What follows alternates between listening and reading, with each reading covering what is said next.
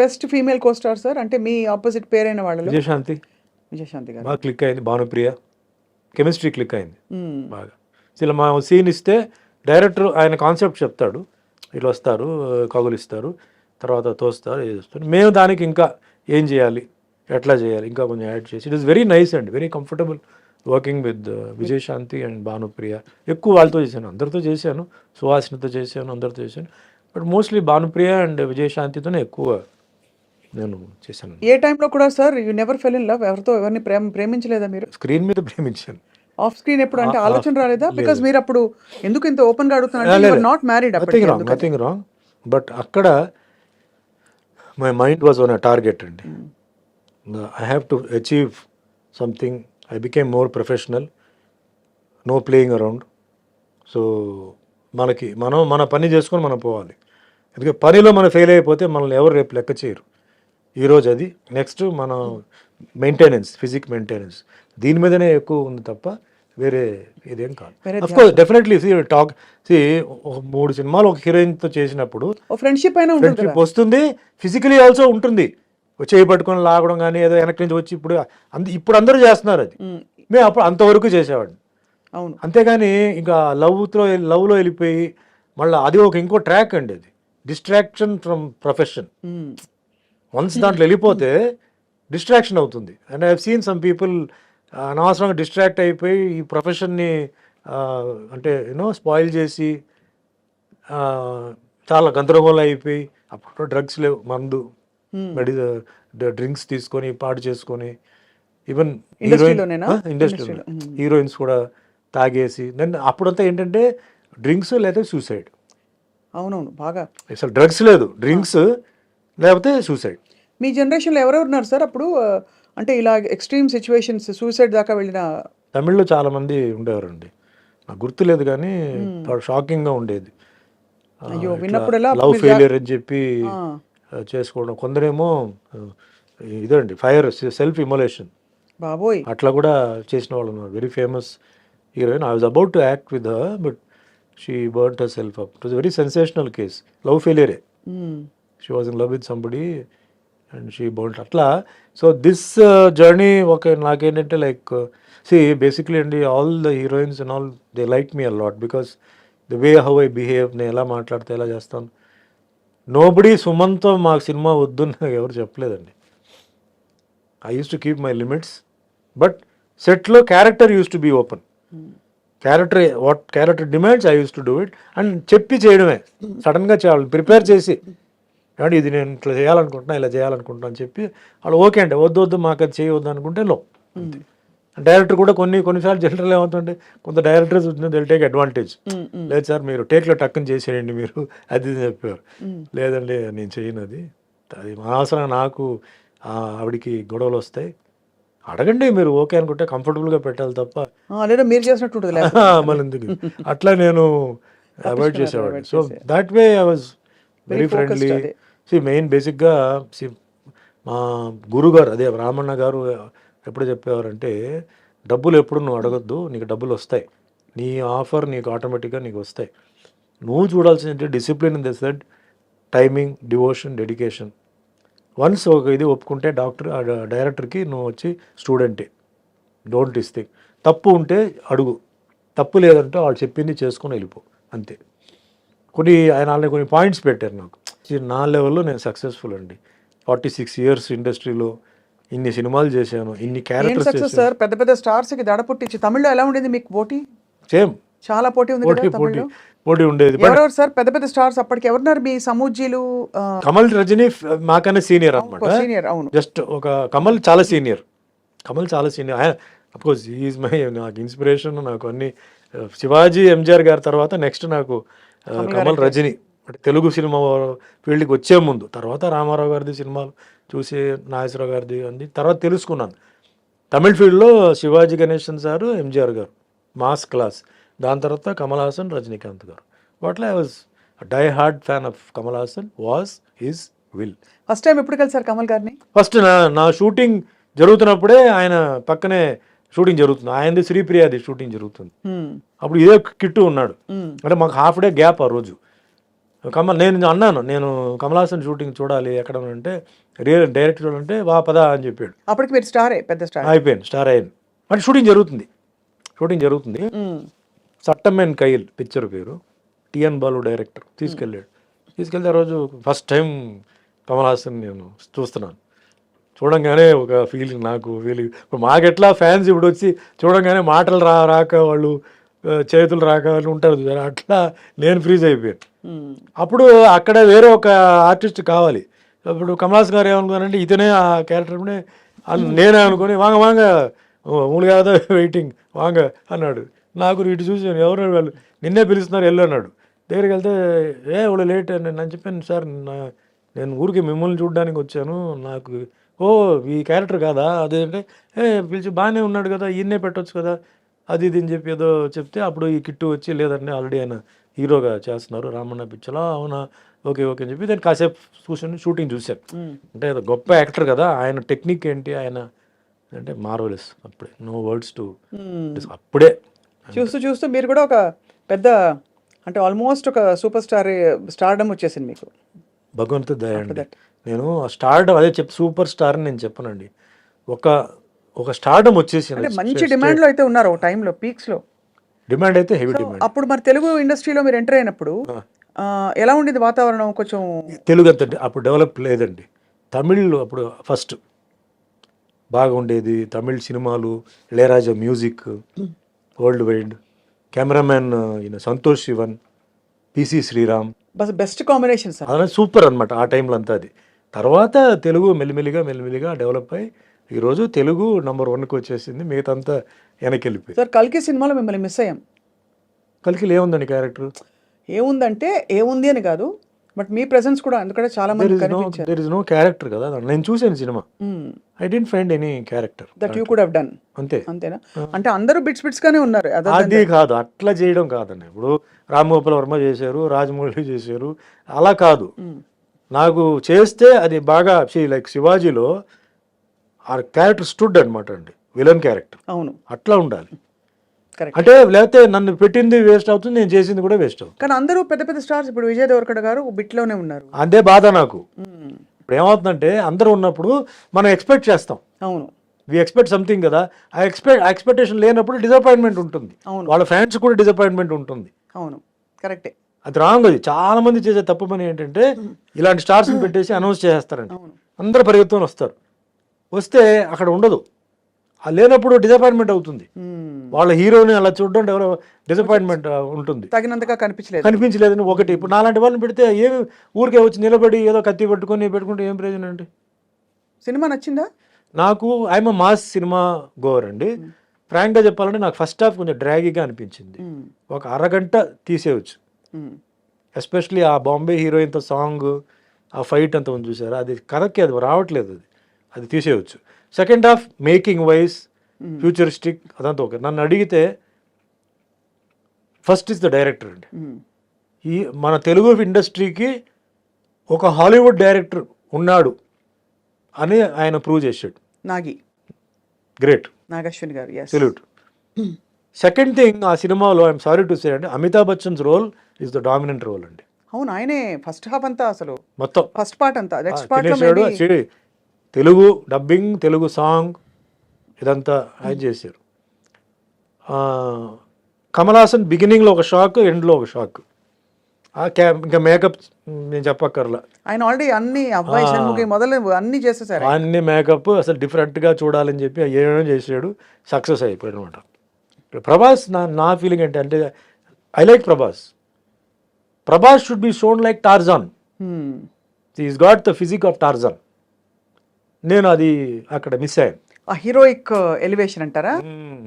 ఆయనకి ఏదో ప్లేట్ పెట్టి అది పెట్టి ఇది పెట్టి ఇదంతా ఆర్డినరీ దీంట్లో వచ్చేసింది కదా బాహుబలిలో. Repeated dressing, Baahubali type of dress and all that. Prabhas మ్యాచో muscle man. So అది ఎక్కడైనా ఒక సీన్ వస్తుందా ఏమో ఎదురు చూస్తే అది లేదు. Songs are not catchy. అంటే మ్యూజిక్ మీద ఎక్కువ ఫోకస్ చేయలేదు. మన బయటకు వచ్చినప్పుడు ఏదో సాంగ్ హమ్ చేయాలి కదా, అది లేదు. ఇది ఒక డిఫరెంట్ యాంగిల్లో చూస్తేనే నచ్చుతుందండి ఈ cinema. Hit movies hit, that's collected crores, అదంతా ఓకే. అదే ఫస్ట్ పార్ట్ అదే okay. Now the second part వచ్చేటప్పటికే you have to people will be thinking ఏంటి because the hype was so much.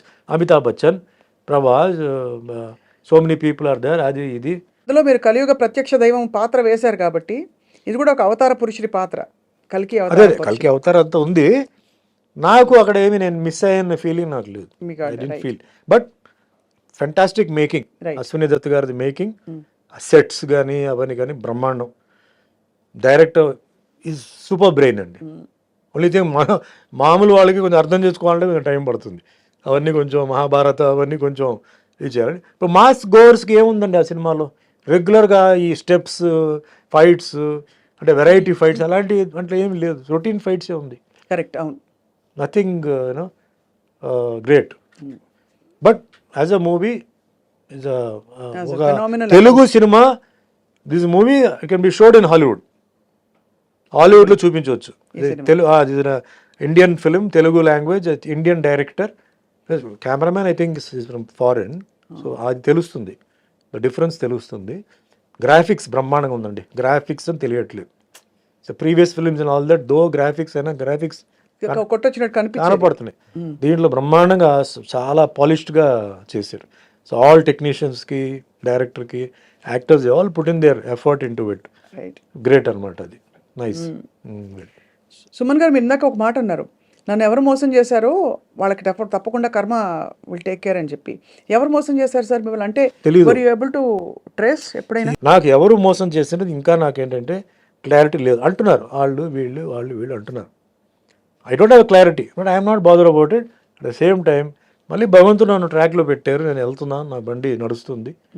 Okay. So ఎవరు తప్పు చేశారో ఎందుకు నేను చెప్తానంటే, మా అమ్మగారు చాలా ఏడ్చారు. అవును సార్. మా అమ్మగారు చాలా సఫర్ అయ్యారు. నేను ఆవిడ కోసం ఈ మాట అంటున్నాను. ఆవిడ ఆత్మకి శాంతి రావాలని చెప్పి నేను చెప్తున్నాను. దెబ్బ నాకు కాదు, దెబ్బ మా అమ్మ కూడా తగిలింది. అని ఎంతో గారభారంగా పెంచి ఎంతో చేసి ఆవిడకి అది తగిలింది. అది సో నేనేం చెప్పట్లేదు, అది వదిలేస్తున్నాను. సరే కర్మలో అది నేను చేయాలి. మీ కర్మ ప్రకారం మీకు ఏముందో మీరు అనుభవిస్తారు. అది ఒక కొరియర్ వస్తాడు, చేయిస్తాడు, తప్పదు. అందుకే మీరు కొన్ని న్యూస్ మీరు చూస్తే ఘోరమైన యాక్సిడెంట్లో చనిపోయారు, ఘోరమైన దీంట్లో ఇది జరిగింది, ఆత్మహత్య చేసుకున్నారు, రోగం వచ్చి హాస్పిటల్లో ఎన్నో నెలల నుంచి ఉన్నారు. ఇవన్నీ కర్మ అండి. ఇది డబ్బు, పవర్ అక్కడ ఏమి చేయడానికి లేదు. సో నేను దాన్నే నమ్ముతున్నాను. నేను ఎవరన్నా చెప్పాలంటే కూడా నేను భయపడతానండి.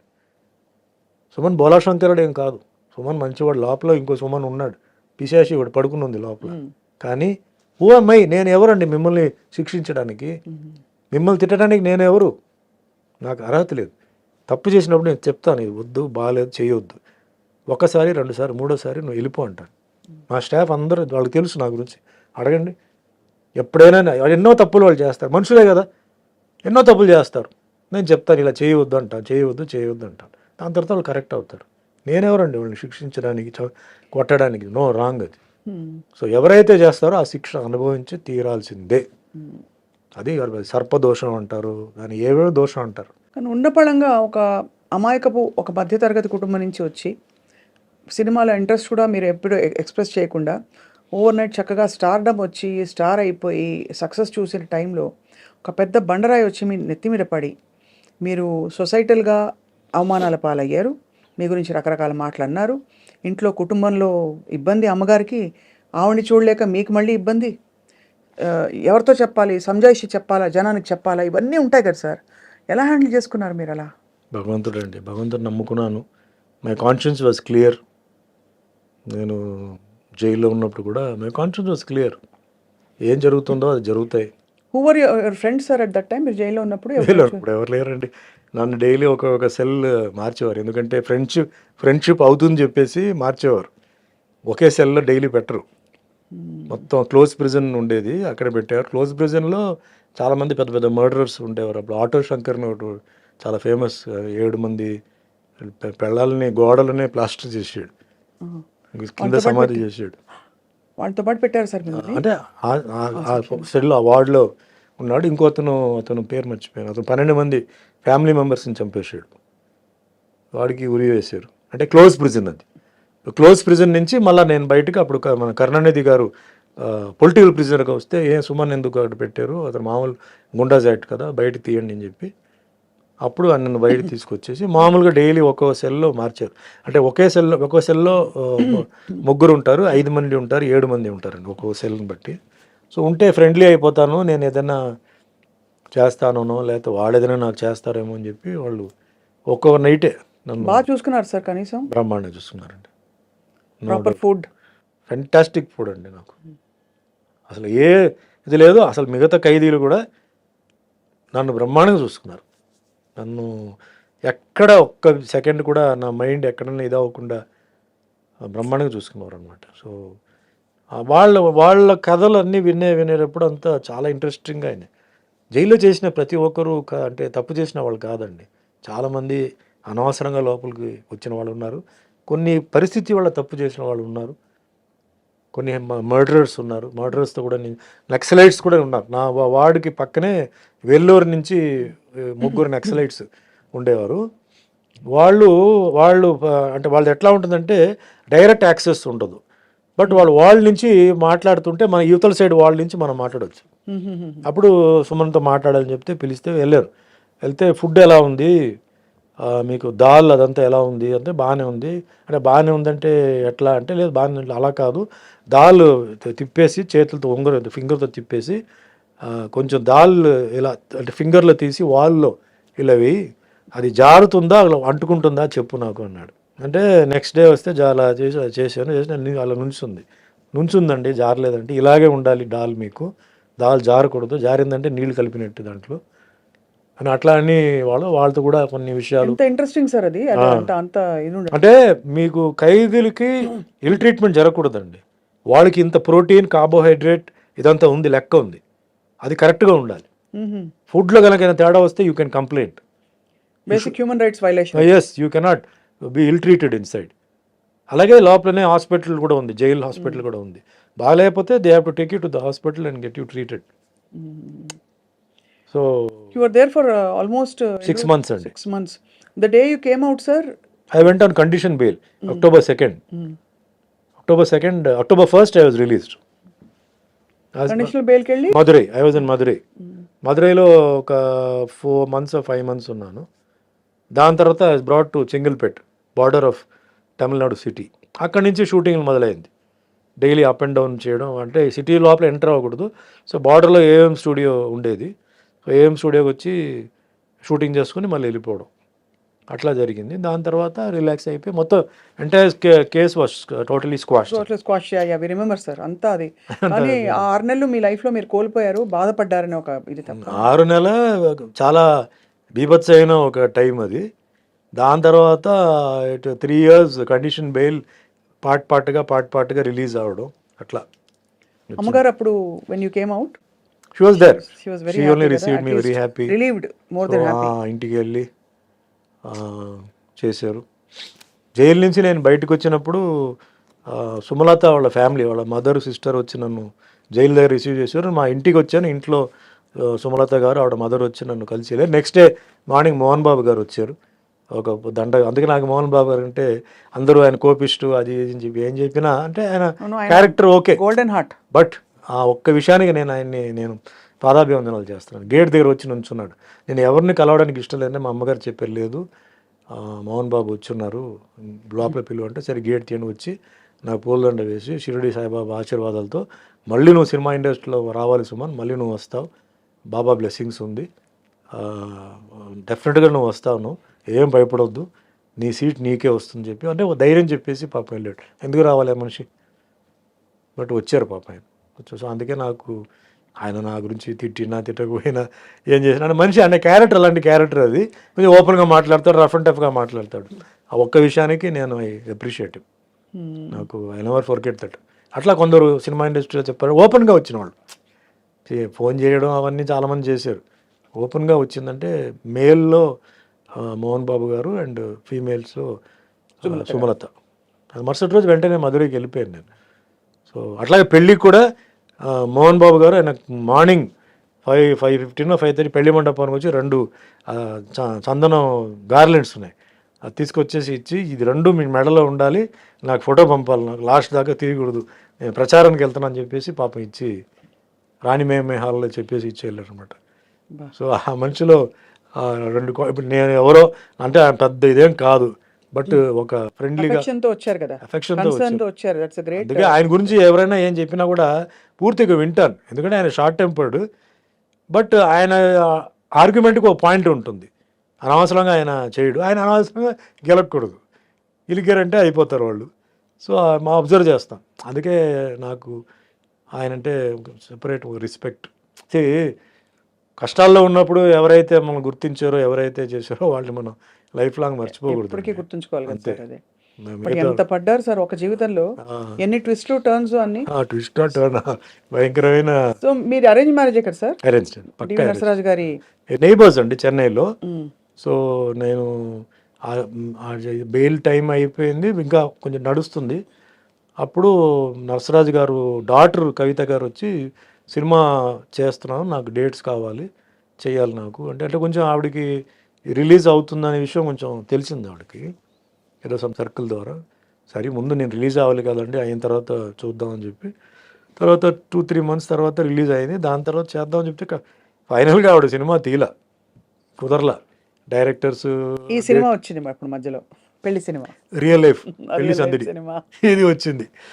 సో అట్లా లైఫ్ అట్లా జాయిన్ అయిపోయి. సో నరసరాజు గారు ఒక గొప్ప రైటర్, సో ఆయన ఆశీర్వాదాలు, ఆయన కొన్ని ఒపీనియన్స్, అడ్వైస్, అది కూడా నాకు తర్వాత హెల్ప్ అయింది. ఏదో మనం యాక్టర్ అయిపోయాము మాకు అన్నీ తెలుసు అని కాకుండా, ఎందుకంటే ఆయన ఎన్టీఆర్ గారి గురించి, నాగేశ్వరరావు గారి గురించి, కృష్ణ గారి గురించి, కృష్ణరాజు గురించి సోహన్ చెప్పేవారు. సో ఒక్కొక్కరు వాళ్ళ క్యారెక్టర్స్ ఏంటి, హౌ దే సస్టైన్ ఇండస్ట్రీలో. అండ్ మోస్ట్ అసలు రఫ్ అండ్ టఫ్ డిసిప్లిన్ అంటే రామారావు గారు, యాక్టర్, ప్రొడ్యూసర్, డైరెక్టర్, మళ్ళీ ఒక ఇమేజ్, ఇది variety of characters, dialogue delivery, punch కించ్ అన్నీ నాకు ఇన్ఫర్మేషన్ అంతా జెన్యున్ ఇన్ఫర్మేషన్ వచ్చింది ఆయన ద్వారానే. సో నాగేశ్వరరావు గారి గురించి. What a great life sir. అంటే అలా అలా మీరు బయటకు వచ్చేయడం, మానసికంగా మీరు బయటకు రావడం is the biggest. I think మీ మార్షల్ ఆర్ట్స్ కూడా మీకు చాలా సెంటరింగ్ అండ్ మార్షల్ మెడిటేషన్ నేర్పించింది, ఇన్నర్ మెడిటేషన్. మార్షల్ ఆర్ట్సే నన్ను కాపాడింది. ఎందుకంటే జైలుకి వెళ్ళి బయటకు వచ్చిన వాళ్ళు రూపాలు మారిపోతాయి, మీకు డిప్రెషన్లో రూపాలు మారిపోతాయి, ఫిజిక్ మారిపోతాయి, అన్నీ ఉండదు అక్కడ. ఆ సిచ్యువేషన్లో తట్టుకొని, ఆ సిచ్యువేషన్లో ఉండి, అది హెల్ అండి. అది మనం అలాగే మెయింటైన్ చేసామంటే మార్షల్ ఆర్ట్స్, మెడిటేషన్, నా బిలీఫ్, కర్మ సిద్ధాంతం బిలీఫ్. అండ్ పైనుంచి దిస్ ఇస్ అ ఫేజ్ అండి, ప్రతి ఒక్కరికి ఒక ఫేజ్ ఉంటుంది, ఆ ఫేజ్ పాస్ అవ్వాల్సిందే. ఇప్పుడు చంద్రబాబు నాయుడు గారు ఉన్నారు, ఆయన జైలుకి వెళ్ళారు కదా, ఒక ఎక్స్-సీఎం ఆ ఏజ్లో. మరి ఆయనకి ఎంతోమంది ఫాలోవర్స్ ఉన్నారు, లీగల్గా అన్నీ ఉన్నారు కదా, ఢిల్లీలో కూడా ఎవరు ఆపలేకపోయారు కదా. అదే నేను చెప్పేది, కర్మ అనేది. You have to go through. కర్మ మీరు పోవాల్సిందే. బాంబ్ బ్లాస్ట్ జరిగింది కదా అలిపిరిలో, మరి ఆయన పైకి వెళ్ళిపోయి కింద పడ్డాడు కదా. జీవితంలో బ్రతకాలని ఉంది. ఆ దీంట్లో ఎవడైనా కారు చూసి ఎక్కడ ఇంకా కొంచెం అటు వెళ్ళి ఉంటే లోయి, వెళ్ళి చూసాం, ఇంకా ఇక్కడి నుంచి అక్కడ వెళ్ళి ఉంటే లోయి అది కింద.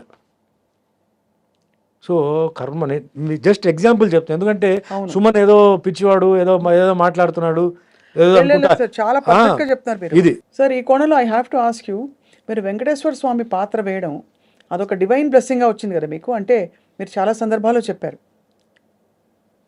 అంటే being selected for that character. Cinema ఇండస్ట్రీకి దేవుడు నన్ను తీసుకొచ్చిందే దానికోసం అనుకుంటున్నాను. ఎందుకురా నేను సినిమా ఇండస్ట్రీకి వచ్చాను, సంబంధం లేని ఇండస్ట్రీ కదా అని నేను చాలాసార్లు నేను అనుకుంటే, అన్నమయ్య సినిమా ఎప్పుడైతే వచ్చే వెంకటేశ్వర స్వామి క్యారెక్టర్ చేసి సినిమా రిలీజ్ అయిన తర్వాత నాకు ఎంత మంచి పేరు. అప్పుడు నాకు ఒక ఫీలింగ్, వెంకటేశ్వర స్వామి నన్ను సినిమా యాక్టర్ చేసింది దీనికోసమే, ఈ పాత్ర వేయడానికి. ఇన్ని సంవత్సరాలు ఆ ట్రైనింగ్, వెంకటేశ్వర స్వామి క్యారెక్టర్ చేయడం ఈజీ కాదు. ఎక్స్ప్రెషన్ కానీ, ఆ ఫిజిక్ కానీ, ఆ ఫేస్ కానీ, ఆ టైం వచ్చేటప్పటికి ఆ షూటింగ్ స్టార్ట్ అయింది. అలాగే శ్రీరామదాసు, సత్యనారాయణ స్వామి, ఇవన్నీ నేను ఫీల్ అవ్వడం అదే. ఫైట్స్కి ఎంతోమంది ఉన్నారు, డాన్స్కి ఎంతోమంది ఉన్నారు, గ్లామర్కి ఎంతోమంది ఉన్నారు, బట్ ఈ క్యారెక్టర్ చేయడానికి ఎంతమంది ఉన్నారు. ఎంతమంది చేశారు, ఎన్ని సక్సెస్ అయింది. సో నా ఫీలింగ్ ఒకటే, నేను అంతకుముందే నాకు పెద్ద భక్తి అదంతా కూడా లేదండి. దేవుడు అంటే భయం, ఏదో నమస్కారం, టెంపుల్, తిరుపతి, తిరుత్తని ఇటు వెంకటేశ్వర స్వామి క్యారెక్టర్ వచ్చినప్పుడు నేను, బట్ రామారావు గారు చేశారు. ఆయనలో 10% మనం చేయగలిగితే చాలు. ఆయన ఏమేం చేశారు అని కనుక్కున్నాను రామారావు గారి దగ్గర పనిచేసిన వాళ్ళ దగ్గర. వాళ్ళు ఇట్లా ఆయన నేల మీద పడుకునేవారండి, మార్నింగ్ 3కి లేచేవారు, ఆ ఎక్సర్సైజ్ అవి చేసి ఇట్లా. సో అదే ఫాలో చేద్దాం.